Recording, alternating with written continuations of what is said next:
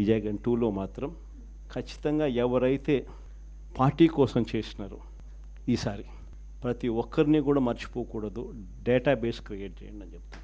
ఈ డేటాబేస్ ఆధారంగానే రేపొద్దున ప్రతి ఒక్కరికి కూడా గుర్తింపు అనేది ఉంటుందనేది ఈ సందర్భంగా ఖచ్చితంగా తెలియజేస్తాను.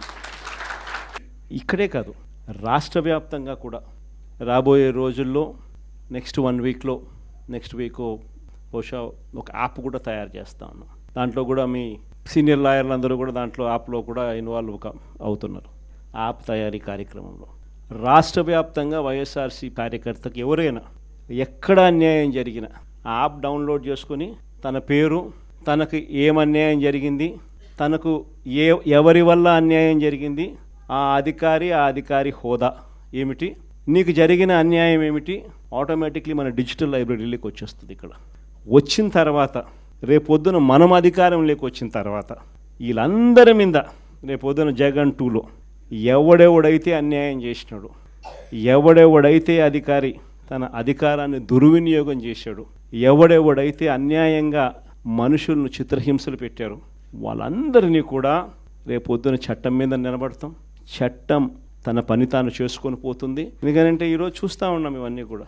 ఈరోజు లాయర్లుగా మనం పోయి వాదించే కార్యక్రమం ఏదైతే మనం చేస్తూ ఉన్నాము అని అంటే, ఎవరి తరపున మనం వాదిస్తున్నాము అని అంటే నిజంగా దెబ్బతిన్న వాని తరపున వాదిస్తూ ఉన్నాం.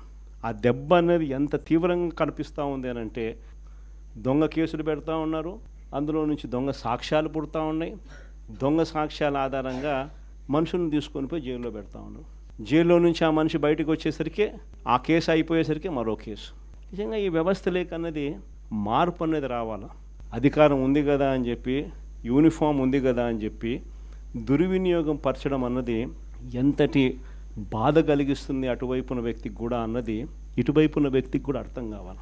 అర్థం కావడానికి అందుకనే లాయర్లు చేయించిన ఈ యాప్ని మనందరి సమక్షంలోనే నెక్స్ట్ వీక్ అది కూడా లాంచ్ చేసే కార్యక్రమం కూడా చేస్తాం.